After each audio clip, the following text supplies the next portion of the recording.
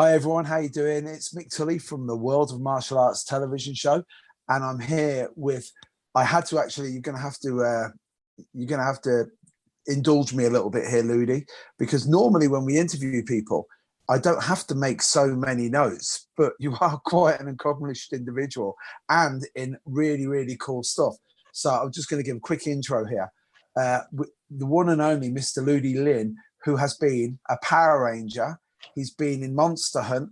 He was in Aquaman, Mortal Kombat. He's now in the new Kung Fu movie, Kung Fu series, and he's also a genuine martial artist and actor. So welcome. It's not often we get that. We normally get a martial artist or we get an actor. We don't get both. So welcome to the show, sir. Thank you very much for having me. It's great to be here. Well, it's believe it or not, as I was doing some research on you, there was so many things that came up that I just thought were really cool. So if you don't mind, we're just going to start straight away by me being an absolute fanboy and saying, I actually loved that episode of Black Mirror. And I know it was the most contentious episode in that whole series, but I really, really enjoyed it. I thought it was amazing. So I've got the fanboy thing out of the way. So that's it. So what we're going to do, if you don't mind, just going to ask you this oldest question in the book. How did you get into martial arts?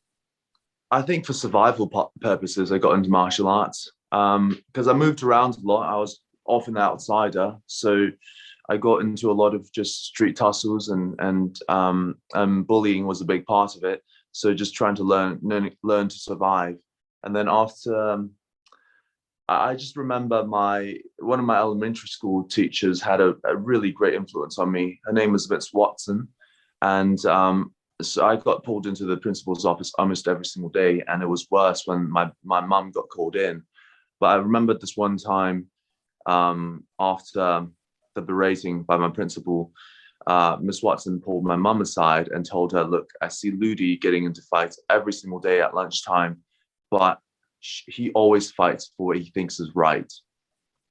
And I just never heard that before from anybody, not from my mum. It seems like nobody was on my side. That just really hit me in a hard place.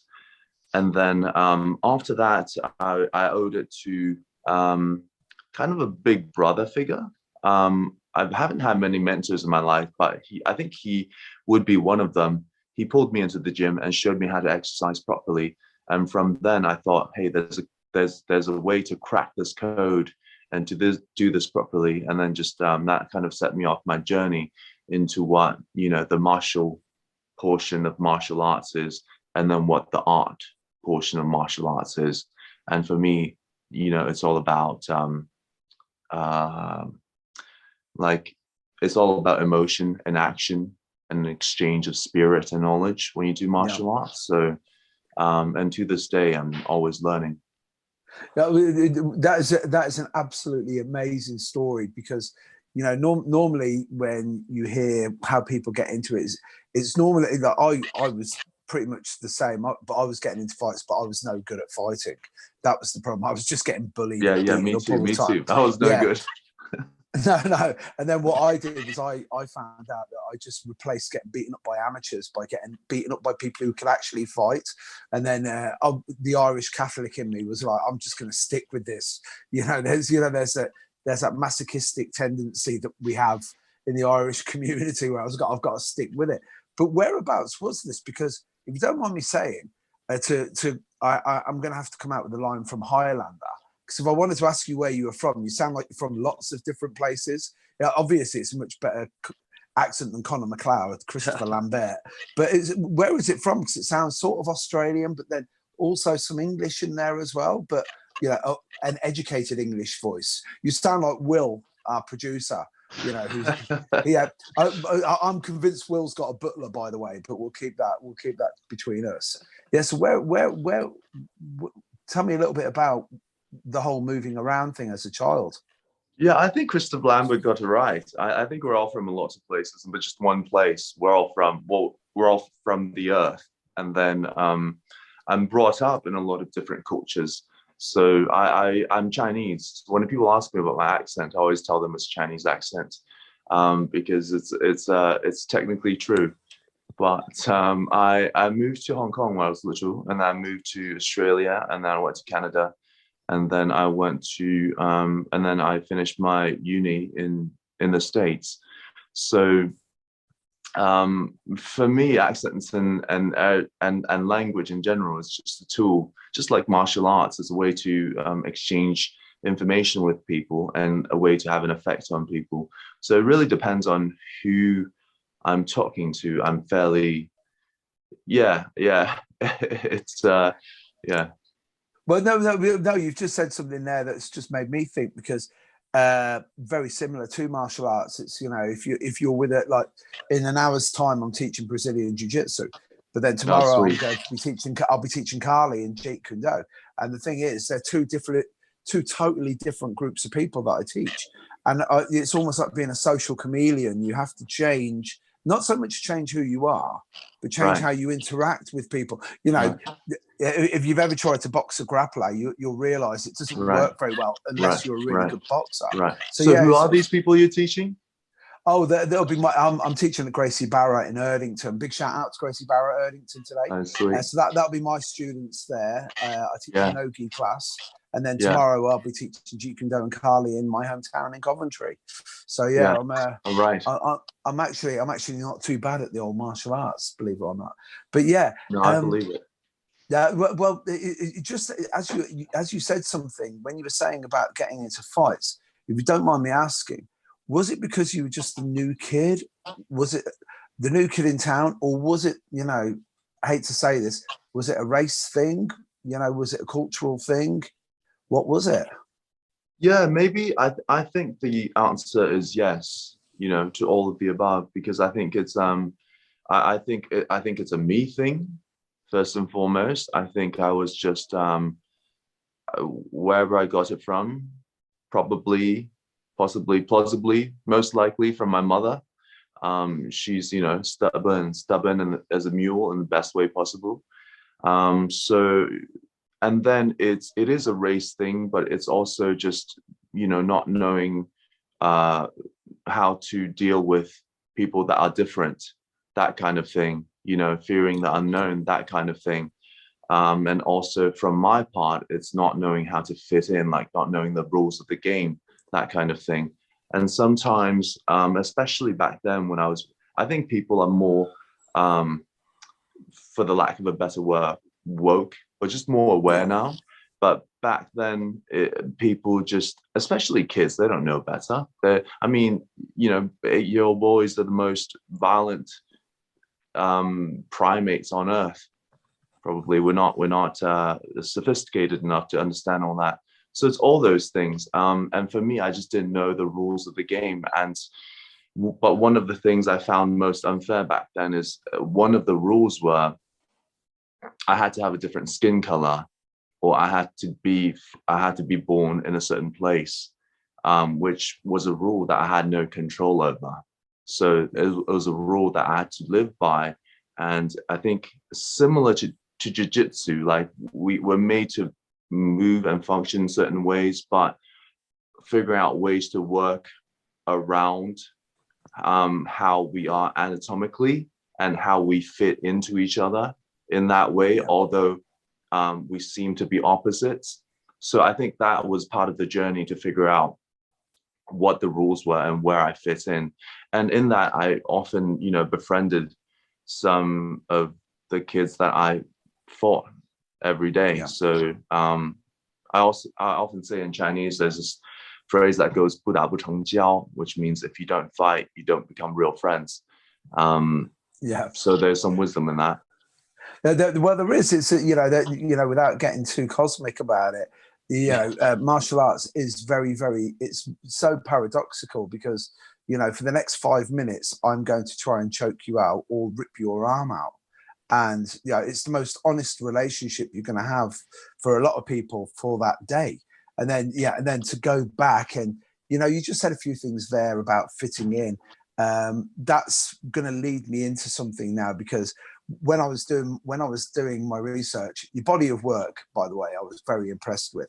But the fact that you were into anime, the fact that you're into American comics, sci-fi, you know, stuff that would be considered the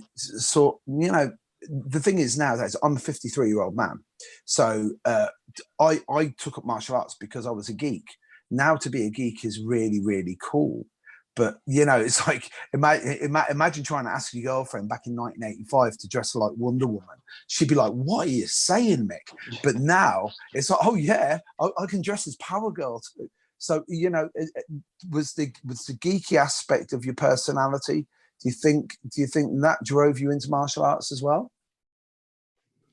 Well, I certainly got picked on for doing that. So that definitely was the point that drove me into martial arts, just to defend myself. But I think geeks are, we're into sci-fi for a reason, because in a way, a lot of geeks are futurists. So everything that's been written in sci-fi is coming true now. So we get our comeuppance, Yeah, well, that's going to lead me, and that's going to lead me in hopefully nicely to, if you can just share some of your experiences, because like the Aquaman movie, I didn't think it was the strongest of the DC movies myself personally, but I think that was just due to bad editing and the curse of the Snyderverse. But I'd like to know what it was like working on that. What's like being, in Mortal Kombat, what it was like being a Power Ranger, and then finally, tell me, what was it like auditioning to be Shang-Chi?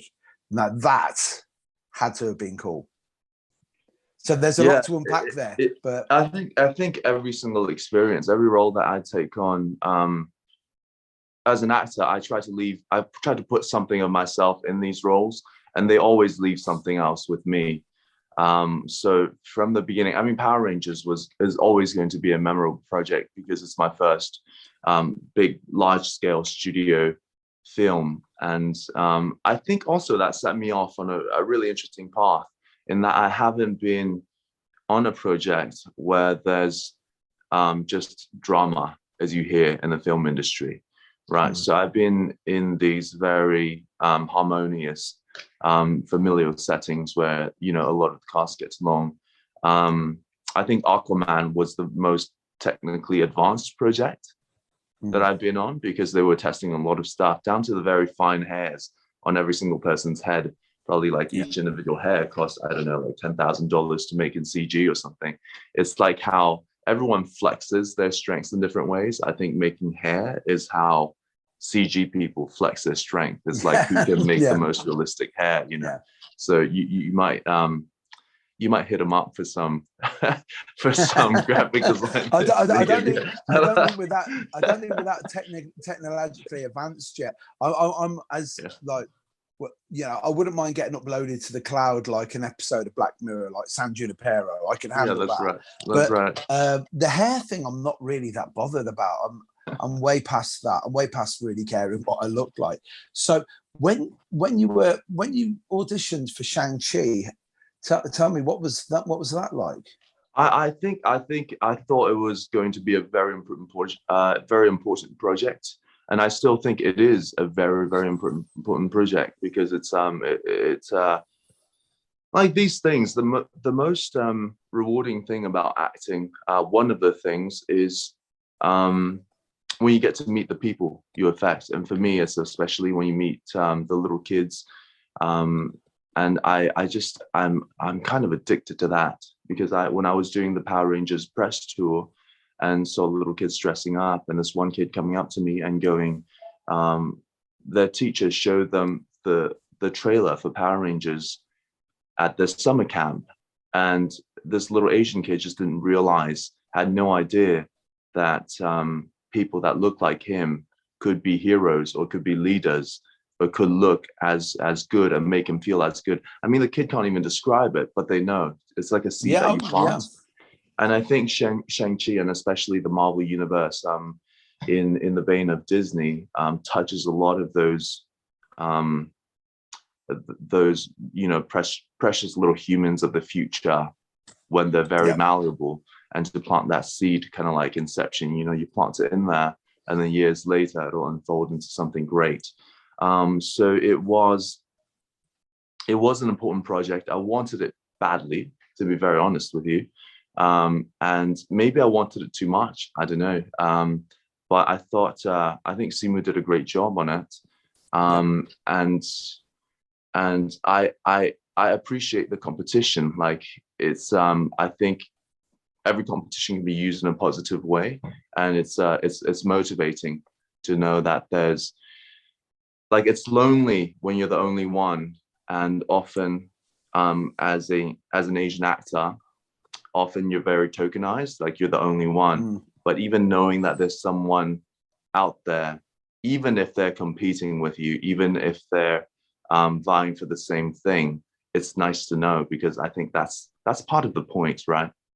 Yeah, well, you just said, just as you say it, this, one of the reasons I love doing interviews like this is because when you give answers, you actually make me think. Because first of all, how awful would it be if there was only 3 Asian actors?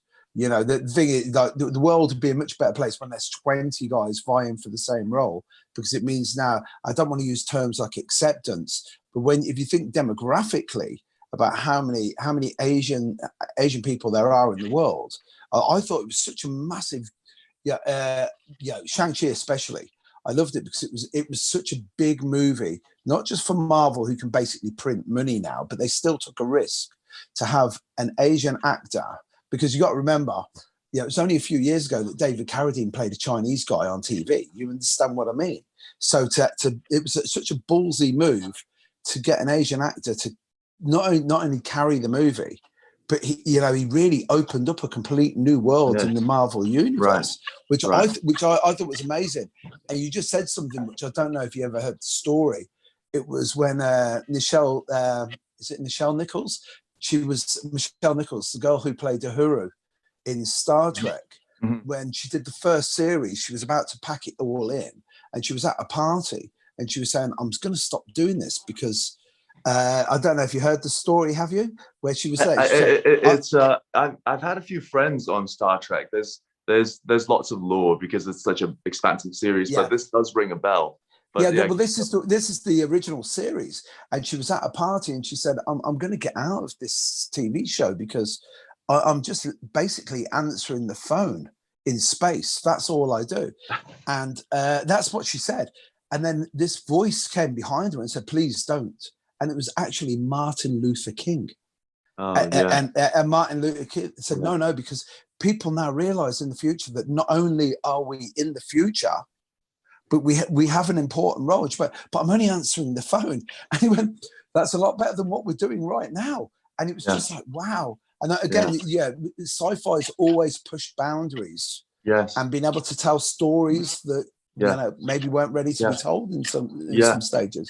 Yeah, that's fascinating what you just said, because I often think I would love to be in some fantasy genres, because I think there's just a dearth of Asian actors, even Asian people in the fantasy genres. And when you say that sci-fi represents the future, like this tells people that we are in the future, fantasy to me represents that we have a spot in people's imagination. And if we're not represented in people's imagination, we never get familiar with those people, because we're literally not in their minds. And I think this great sort of chasm between the West and the East can only be mended first by instilling our image in their minds. So things like that, just to get familiar, just to know that we're different, but we're not different enough to be feared. That's really important to me. Well, you just, again, when you said about a little kid coming up to you and, just looking at it and going, well, I can be a hero too. And and as you were saying, I can just turn around and say, look, I just played a guy in a movie. But it's just so much bigger than that. So if you can explain, how did you get into acting? Well, I think that's a good question. I often think about it, and then the only thing that feels true to me is I feel like if I think back, right, I often go back and think about my roots. But when I think back, and for myself and everyone that I know, basically all of my friends and everyone I talk to have been in contact with. For example, if I ask you, when you were a kid, did you put yourself in certain roles? As gameplay, right? Role play. Yeah. I don't care if you're playing superhero or you're playing doctor, but you're acting in a certain role. So I think we're born to act because that's how we learn. We take on these roles and see if it feels right. And then that sort of activates our imagination. Like, you sort of don't know, when you play house, you don't need to go and into your mom's bedroom and watch how she sleeps and how she acts in every single moment, but you get the gist of it, you get the archetype. And I think that's acting. You first get the mold of it, the generalization, and then you add your own nuance. So for me, it's not about when I chose acting, is I just kept on going, as with a lot of people. They stopped acting and they got, they got very specific in the role that they are, whether it's a martial artist or whether it's an accountant, engineer. And of course, that's a big three for a lot of different cultures around the world, as engineer, lawyer, doctor. I didn't choose that path and just kept on going with the path that I was born with. Well, again, in doing my research, it's a classic meme of the young Asian boy, father, I have ashamed you, or father, I have disappointed you. Where it's like he only got 99.9 in his math exam or something. 99.9%. Right. Did you have that? Did you have that in your family, that you disappointed them because that you chose acting, or? I think it's pretty constant. I didn't have a father figure, so I got a lot from my mom. She had to be like both sides of the coin. Right. So there's like the angel and the devil there, and that's kind of confusing for me, for a boy. But navigating that also has made me the person that I am. I think that's a big source of motivation to a lot of people. But I think the trick is to understand where it's coming from, and not be, crushed by the pressure and the fear that it instills, but use it as motivation, because I think fear is quite a good motivating force. Well, I know that they always say 96% of statistics are made up on the spot. Sorry, 94% of statistics are made up on the spot. No, they always say that they say that rejection, there's about a 98 to 99% rejection rate in acting.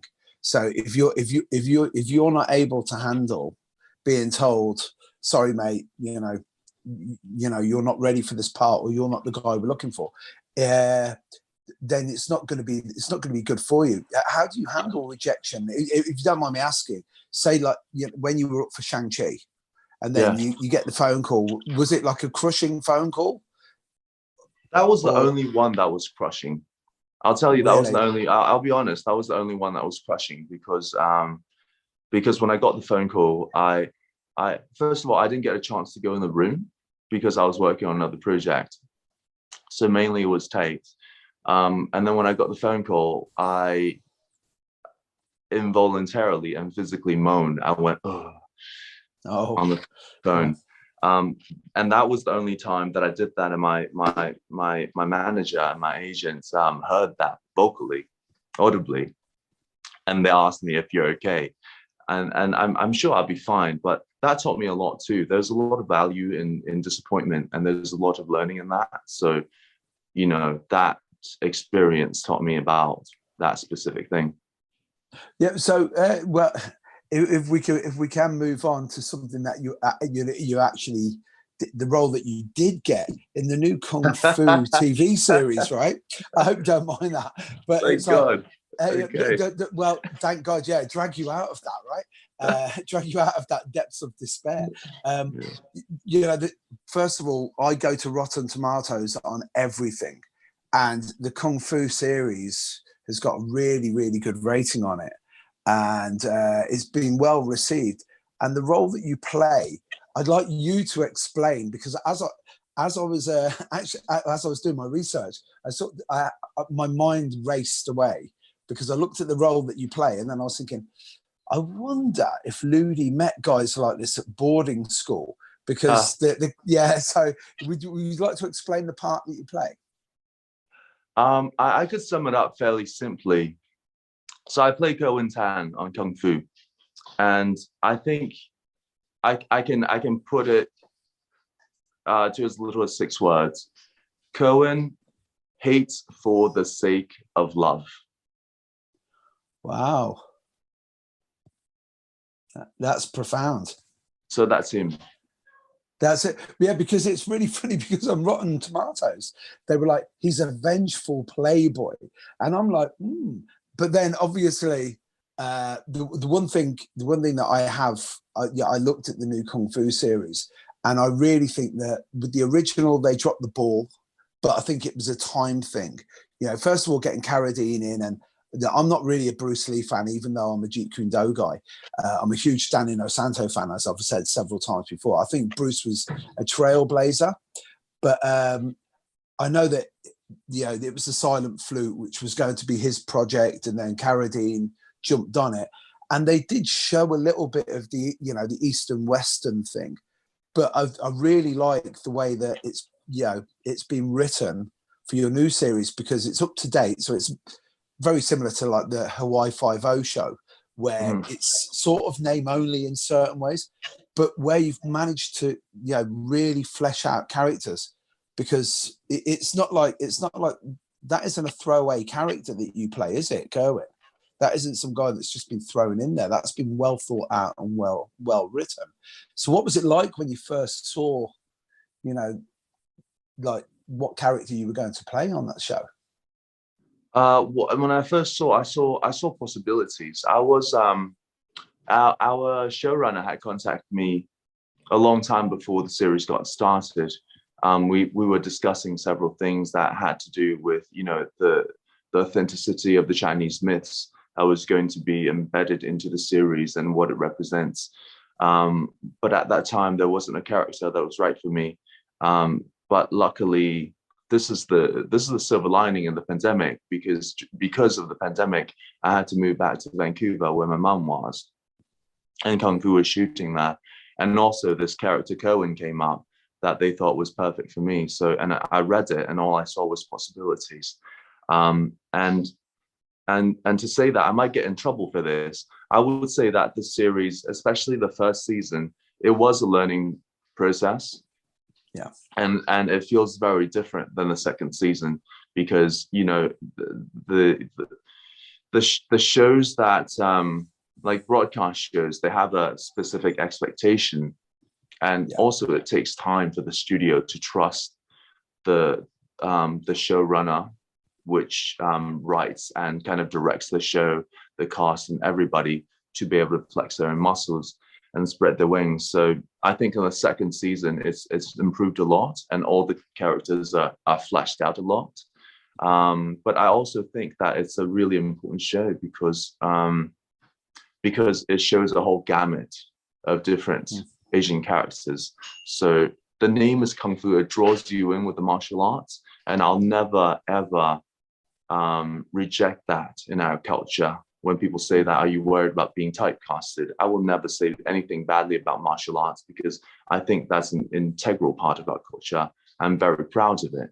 But also the other aspects of emotionality and drama, and how we're hurt, and how we celebrate different things, show different aspects of our character. And even a character like Kerwin exists because there's a lot of affluent people out there. They get what they want, but they still hurt. And also, I think you'll be pleasantly surprised by the second season, because it takes some pretty crazy twists and turns at the end. We're doing our best, and there's a lot more to tell, and there's a lot more learning to do, but we're doing our best to learn it. Well, I'm going to be a bit of a fanboy now, just about the TV industry itself. And storytelling. When because it's with the CW network, isn't it? The Kung Fu, right? That's right. But but have you noticed that a lot of the streaming services seem to have a lot more freedom? Netflix, Amazon Prime, Apple TV. They seem to allow the showrunner, because they're not really worried about Nielsen's ratings and stuff like that. They just go, right, okay, go. You know, a show like The Boys would not have been made. You know, and there's this freedom. It must be really good as an actor and a writer. It must be great to be like, it's a great time, because all bets are off now. It isn't a guy in a suit dictating how you're gonna make things happen. What's your take on that? And that's, I'm being really, really selfish asking that question. So it's, yeah, when would I get the opportunity to ask a working actor, would he rather work on a streaming service or for a big network? So that's basically my question. Right. I think it's cool. I think there's a lot of depth in that question, actually. And being a fanboy of the general industry myself, I often think about that. I think that's the prize you get from innovating. And I like that gray area, because I think at the edges, the boundary of what's old and what's new is when you innovate, and nobody can set the rules around it because they've never seen anything like it. And I think that's why Bruce Lee was so successful and celebrated, and still to this day we study his craft, because he was an innovator. He said that, you know, the best form is no form. And what does that mean? And no one has heard that before. You know, he said basically his philosophy was be yourself, be like water, right? And nobody knew what that means, and we're still discovering it. And when the streaming platforms came out, when Netflix came out, they weren't beholden to the traditional rules that guided, you know, the broadcast industry. And I think some of those rules made sense at the time that they came out, just like David Carradine as a monk traveling China made sense at that time. But the rules get too fixed and they're antiquated, and they need something very new to create new ground, to find new grounds, you know, to get higher grounds. And so I think the streaming platforms did that, and everyone else is playing catch up now. Yeah, not to say there's no space or room for tradition, because you need those things to cater to different audiences. But it's an interesting time to create new things. But well, it really is. So where you were saying about the Bruce thing, he was an innovator. I'd really like to see if he'd have lived. Imagine now, and just like, dude, you're Bruce Lee. Here's 100 million. Make whatever you want to make, and you'd be like, oh wow. Only held back by your imagination. We've talked a lot about martial arts, but specifically, what have you trained in?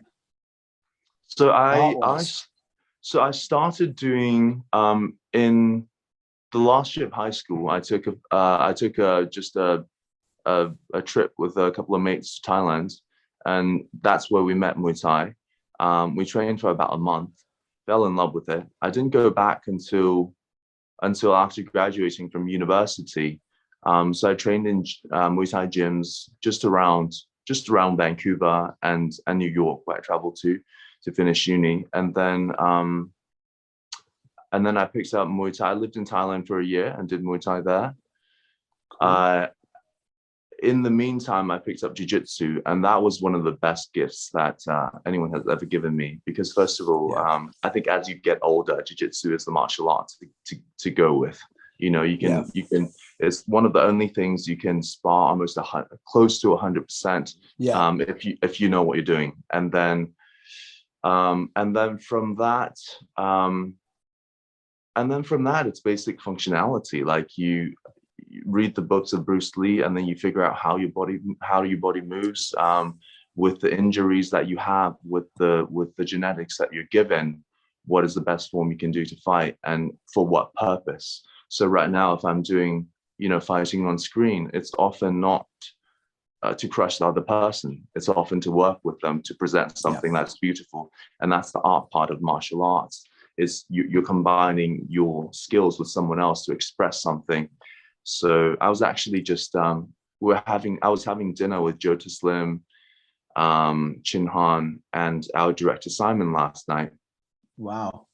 And Joe said he recently picked up badminton in order to train for martial arts on screen, because Joe is fast. He is agile, right? He's judo champion, first of all. He's so fast. So for him, in badminton, there's rhythm, there's agility, there's flexibility, there's cardio, and there's interaction with your opponent on the other side. So in that, like badminton, dance, that's more akin to screen fighting than Yeah. actually in the ring brutality. Well, it's funny you said that, because it's like, you know, Conor McGregor, when he was going to fight, it was Nate Diaz, I think, and he was doing a lot of training with Ido Portal, the movement guy, and Diaz was saying, "Oh, while I'm in the gym kicking ass, he's playing touch butt in the park." But what he was doing, he was just studying movement. And again, it's there comes a point where, you know, a kick is a kick and a punch is a punch. You know, I know I'm paraphrasing Bruce there, but then there's a point where it's, what's your understanding of this? It's very interesting what you said about jiu-jitsu. The thing is, with jiu-jitsu, there's so many moving parts in there. It literally is a puzzle, and you have to be smart. That's the one thing I have this theory. I've got really intelligent friends of mine who have done MMA and have become stupid. I mean, they literally have become stupid. And then I've got friends of mine who were quite stupid, who took up Brazilian jiu-jitsu and have now actually become quite smart. Yeah, it's freaked me out, because they're just a shift in how they think and train. So tell me, what's your daily training routine at the moment like? So I do bag work. I do boxing every single day. I stretch every single day for about 30 minutes. I do a lot of calisthenics. That's the first thing I do in the morning. I don't get breakfast. I don't get coffee. I always have a gym at home, or my body is my gym. So I wake up and get to that right away. And I love training. It's not like, I often hear people say about me that I'm the most dedicated or persevering person that they've ever met, because of the way I eat, because of the way I train. But for me, it's just like, training is like watching TV. You're never forced to watch a show you don't really like. So I stay in the gym for hours at a time when I can, like 3-4 hours. I don't really care. It just breezes by. So I mean, that's basically it. And it's like you said, studying basic human movement. And people often get surprised by how little we know of how our body moves. If I ask just a random person on the street when the last time they even remember jumping, you kind of like, you see them trying to dig up the old memories to maybe high school days, because we just don't move very much in the correct way in the society. Yeah, it is strange. We have become quite sedentary. Now, you mentioned you know, diet, and in my research I found out you became a vegan in 2016. It's been a while. I think it's about 6-7 years now. And was that a cruelty choice, a health choice, environmental choice, all of the above? I think it's all of the above, but I think it's more cruelty than health, because I've eaten all sorts of ways. I used to eat a lot of meat. I used to demolish all you can eat seafood, fish. I ate raw fish, nothing but raw fish for quite a while. And I ate, you know, the usual chicken breast and whatever diet, and they were all good. As long as you move and you eat somewhat consciously, then I think you're fine. But I think even more than cruelty, I think it's an honest choice. That I don't like it when my actions have consequences, but I don't foresee where the origin of those actions are. Yeah. So for me, eating, I think the word pork is a lie. I think the word beef is a lie, because what you're eating is pig and cow, and what you're doing is killing those animals. So I'm a strange vegan, because I feel like life and death, especially death, is just a natural part of nature. I don't think we can ever stop, you know, things dying. I think in the animal kingdom, things die all the time. I just don't like to be dishonest about it. I think when a lion kills, you know, a wildebeest on the savannah, they know they're killing this thing and they're eating it. So there's like a closure there. You know where it comes from, you know what it's doing. But I think a lot of times we don't know where food comes from. It's just this sort of vague thing, that a factory that produces the meat that comes out, and it magically turns animals into little bricks of nutrition for us. So I know that there's killing, but I just think we should be honest about it. In fact, when I'm going to restaurants with my friends, and if they order some, I mean, I'm Asian, so Asians love seafood, especially live seafood. If you get a crab, it's delicious, but it's even more delicious if you see it crawling around and they bring it out and see all the little crab legs moving, and then you know, oh, that one's fresh. So when that happens, I always ask if I could do the knifing in the kitchen, because first of all, I want it to be killed in a humane way, and second of all, that way I know that we're taking this life and actually satiating ourselves with it. Yeah, that the honesty part is something that really got me thinking there, because when we say pork and beef, it's just it's one step removed from actually saying, no, it's a cow or a pig. And it's the way that we rationalize it. I've got 3 sons and 2 of them are vegetarians, literally for the environment and for the cruelty. They're like, I don't want to be part of it. And I was vegetarian for 10 months.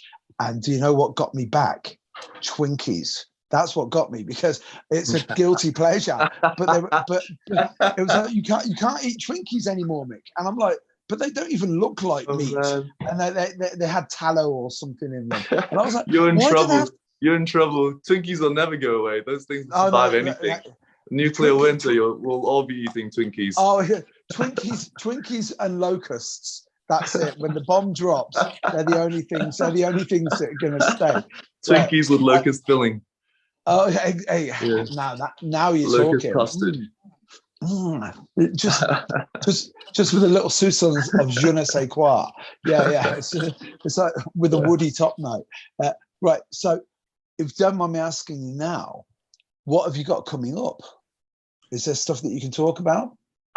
Well, there's stuff that I can talk about. I guess I'm trying to get more into the world of storytelling, like you were saying, the system, the production, how to do TV shows, to write, maybe eventually to direct. I got to shadow some directors on Kung Fu, so that was a huge learning experience for me, and it's fascinating how we turn text into images, into ideas, into people's brains. So I want to do more of that, and that's also to take hold of your own ideas and to put it out there. I think that's a very direct form also of expression. And then I think everybody knows that prepping Mortal Kombat 2. And I just have to say that I think when that movie comes out, I want to show people what you can do, what kind of body you can build, and what kind of function you can put out with a vegan diet. But I've got 2 friends of mine who they're both black belts in Brazilian jiu-jitsu, and they're both vegans, and they are jacked. I mean, like, you know, you see these guys and they are huge, and you're like, how do you get all that from broccoli? You know, you got to help me out here, guys. Yeah. But they you know, they say we just don't need it. They really, really prove something. You mentioned Mortal Kombat, if you don't mind me just touching on that for a moment. You were in Mortal Kombat, but you were also in an episode of Black Mirror, which was very similar to a Street Fighter style game from the 80s and 90s. Now that part, now I'm going to be a real fanboy here. When you shot those fight scenes, was that CGI or was that on set? This is about Black Mirror. Yeah, Black Mirror. Sorry, yeah. Dueling Dragons, right? That was the episode, was it? Striking Vipers. Striking Vipers, yeah. What'd you say? Killing Dragons. Yeah. It's Dueling Dragons. I think that's the game. That's the sequel. Yeah, that's the sequel. Yeah. I can definitely honestly say that most of that episode was not CGI. Right. Well, yeah. The And background, none of the background was CGI. It was just shot in a way that resembled, that mimicked a video game, because in the story it was. Yeah, we shot it in Brazil, and in Brazil there's all these beautiful, just gorgeous locations that look like places out of Japan, because it's got a huge Japanese population. So yeah, when I watch it, I don't think any of it, except for the very first scene where they introduce the old video game, and it's like it looks like a video game. But anytime there's an actor in it, it wasn't CGI. Wow. Yeah, well, again, who did the choreography for that, for those fight scenes? Oh, it was a fellow UK, it was a fellow Brit. Right. She was from Liverpool. Oh God, I wish. Okay, I'm having a brain fart right now, but she's brilliant. And she loved Black Mirror. So she was actually choreographing for Star Wars. I think it was Rogue One at the time, and then she flew out. Not Chloe Bruce. Was it Chloe Bruce? Maybe it was Chloe. She was from Liverpool. She kept on going Liverpool. Liverpool. Well, yeah. Well, what was it? What was it like fighting?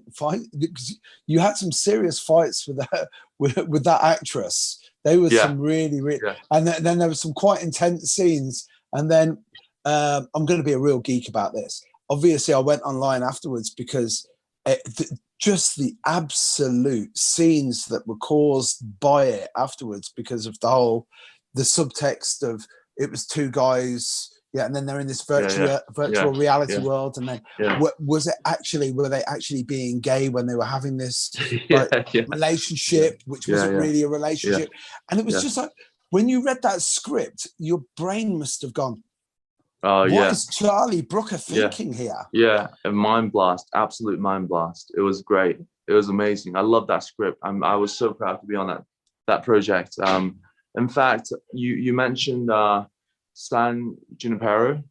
Yes, I can never get that right. That one, and another one, I think in one of the first seasons, when a woman's husband dies, and then she orders like a so that's kind of a trilogy, because it's the same director, and he loves to explore, the confines and the restrictions and the boundaries of relationship in a future context. So that's his main thesis. It blew my mind. It was great. You were obviously a Black Mirror fan when I love it. Yeah, drank up every single episode. It used to make my Christmas, because it came out one Christmas, and then the next Christmas, and then it just, especially when Netflix threw a lot of money at it, it got really good. But the only thing that I found was it really made me overthink. Overthink stuff, but in the best way, because it's futuristic, but it's so nihilistic in certain respects. And then San Junipero was such an uplifting episode that's the one that I always go back to. Sorry if you guys who are watching this don't know what we're on about. Watch any Black Mirror, you'll enjoy it. It's amazing. It'll change your mind, change your life. Now, you mentioned directors. Is there any directors, and I am being a fan here, is there any directors that you would like to actually work with at the moment as an actor, because you like their style so much? I love all the greats. I saw Matt Reeves' Batman. I thought that was great. I thought that was amazing. In conversation last night with our director Simon, we're both big fans of Christopher Nolan's work, and Chin Han, who plays Shang Tsung in the movie, was in Dark Knight. So we're all fanboys. We're all in the industry, but we're all fanboys as well. So, but also directors that are up and coming, indie directors that are starting their first projects. I love to, because we learn at the same level, and we share more, and it's more intimate that way. So there's no project that I regret. The results aside, from each project, you always take away something new. So any director, really. Yeah, well, again, this is why I love doing interviews like this. I've been watching a load of Scorsese recently, and it's the whole to see De Niro and Scorsese just actually move together at the same time, you Mm. know, and you can see how they both improve, and you're just like, oh my goodness. So now we are going to wrap up, because I've tried to steer away from the hackneyed, you know, did Bruce Lee or Jackie Chan inspire you, right? But if there was one person, alive or dead, that you would be able to act with, who would it be and why? This is really strange. Okay, I don't want a hackneyed answer, but I think the answer is my mum. Because that's a great answer. Because she's done a good job, man. I've brought her to set a couple of times, and she always points out, like, she's been directing me all my life, basically. But often I don't think she understands what it is to, like, she'll say, go be a doctor, but she won't understand the process in doing that. Only when you get there, you do understand it. So even when we're on set, she'll say, like, you know, she does hair now. She's been a hairdresser for a large portion of her life. So when she sees hair and makeup doing my hair, she'll be like, oh no, that doesn't make you look good. Let me put my hand in there. So I think doing that, it's not nothing to do with retribution. I think it would just be a very a learning process for me, and a very experiential process for both me and her. That's a beautiful answer. Trust me, that isn't hackneyed at all. You know, it would be more hackneyed if you said Steven Seagal or someone. Then I'd be really upset. That'd be interesting one. No one wants to be around that guy at the moment. But thank you, Ludi. Right. It's been an absolute joy. Me too. I have to admit, I can't believe it when I saw Striking Vipers, and I'm interviewing the guy who was in Dueling Dragons. I don't even know where I got Dueling Dragons from. Did you? So thank you so much for your time. And it's just been an absolute pleasure. It's been really, really cool. Thank you. It's been really great for me too. We'll chat again. And if I ever get to the UK, I'll find you and we'll roll. Well, definitely. Well, what I was going to say, a really good friend of ours, he got our pats ready for the Batman role. Oh, cool. For all of the fighting. Yeah, he's a JKD guy. But who would have thought? Who would have thought that, you know, Nolan could have been surpassed? You know, like the Dark Knight Returns is still the best. Great movie. Such a great movie. Great movie. Best opening 6 minutes of any film. But I believe it or not, it was the first movie I ever saw at IMAX, and I was like, so why are they making such a big thing about IMAX? And I'm like, now I get it. Yeah. Because it was just, it was unreal. But did you see? Have you? I'm being a bit of a geek here now. Have you seen the deleted scene from the Joker with the Joker? Oh yeah, I have. Yeah, they're interesting. Yeah, my youngest son said, "Dad, you've got to check this out." Yeah. So I went in, looked at it, and I was like, "Why did they leave it out?" And then I'm thinking, it would have been too much, because he would have stole the show. But they're setting something up there. There's a master plan somewhere.